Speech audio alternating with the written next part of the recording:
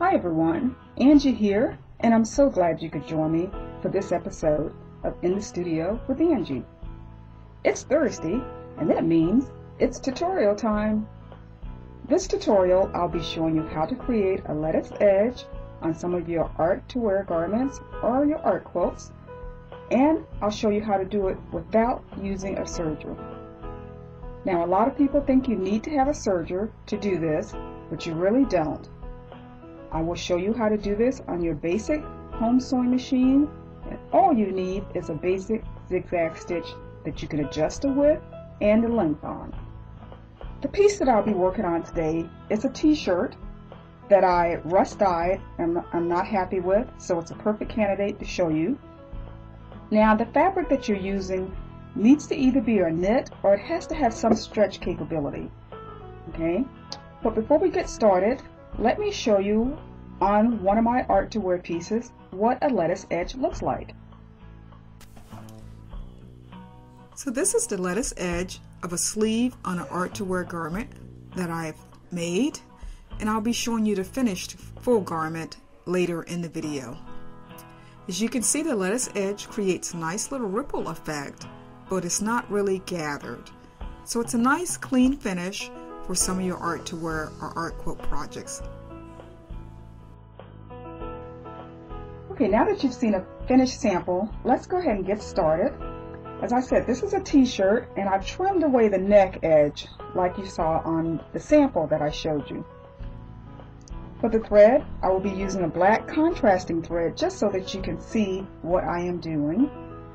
And the thread that I am using is a polyester thread. You can use any type of thread you want. A lot depends on how much you want the stitching to be a featured item in thread. For my machine settings, I'm setting my machine to a basic zigzag stitch.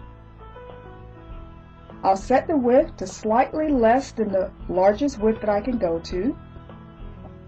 And I'll set the length a little bit long. I don't want to set it very short just yet. So on my machine, I'm setting my width to 5 and my largest width is 6. And I'm setting my stitch to 0.8. You will need to play around with your machine to decide what settings you need, make a few samples, and figure out what works best for your machine. So I'm using just a basic foot, and I'll just get started by dropping my needle into the fabric.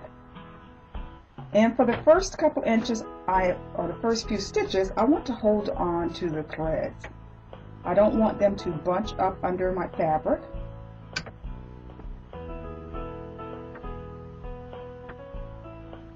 And I want to, as I'm sewing, I will be stretching the fabric by pulling it from behind and in the front. So I'll grab it a few inches out in the front and right there at the back of the presser foot in the back. Then I'll just start stitching. Now I want the right edge of my zigzag to go slightly off the fabric, and that may make the fabric curl a little bit, which is actually a good thing. So let's start sewing, and I'll just stretch as I sew. Just sew a few inches, stop and reposition your hands.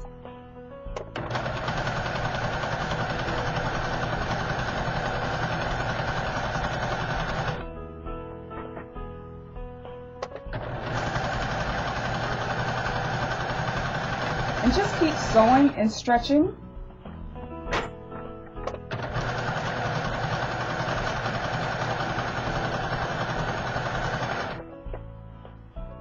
Try to have that right hand side of the stitch go off the fabric a little.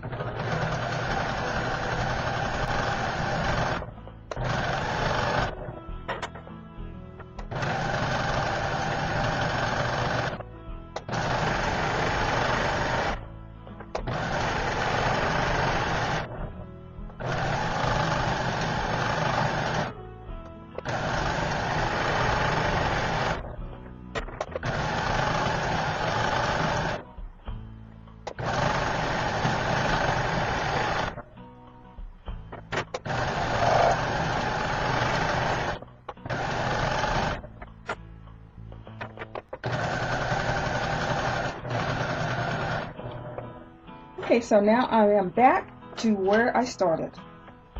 At this point, I will adjust my machine settings and then do it again.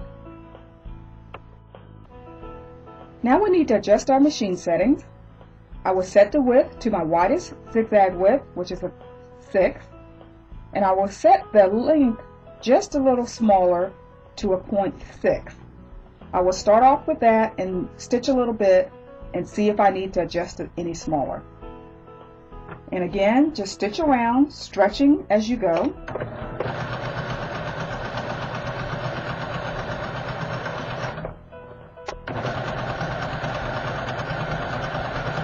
I think I'm happy with the settings that I have, so I'll continue to stitch. And what's going on is the wider stitch length is covering the first row, and the shorter stitch length is filling in, because you can see from that first row of stitching. Let me zoom in here. As you can see, that first row of stitching, there's quite a bit of space between those stitches.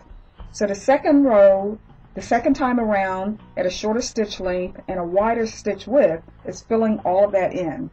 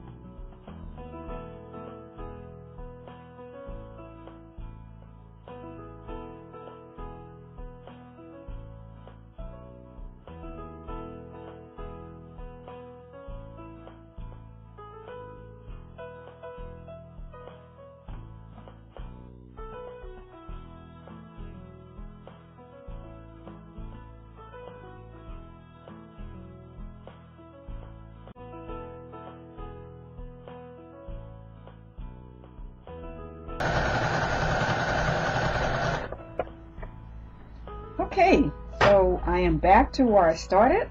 I'll take this off the machine and hang it up and give you a better look at the finished lettuce edge.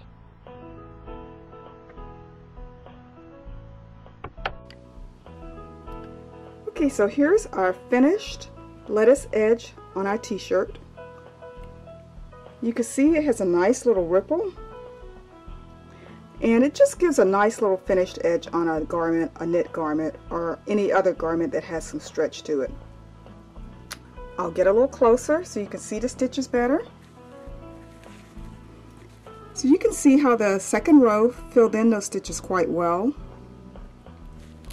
And this is just a basic polyester thread that I'm using, but if you use a thread, something like a woolly nylon, it can completely cover that edge with no spacing between the stitching.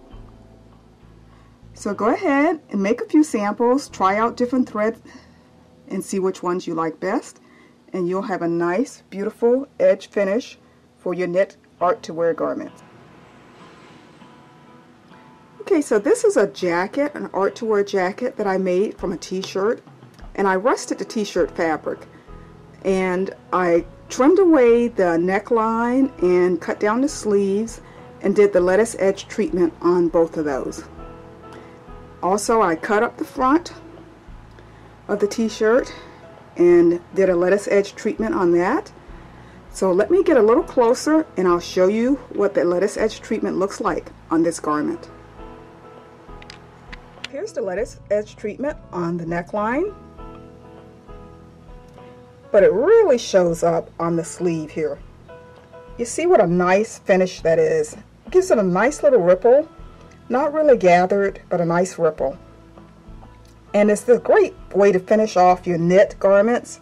And I'll show you a view of this entire jacket here so you can see what the entire jacket looks like.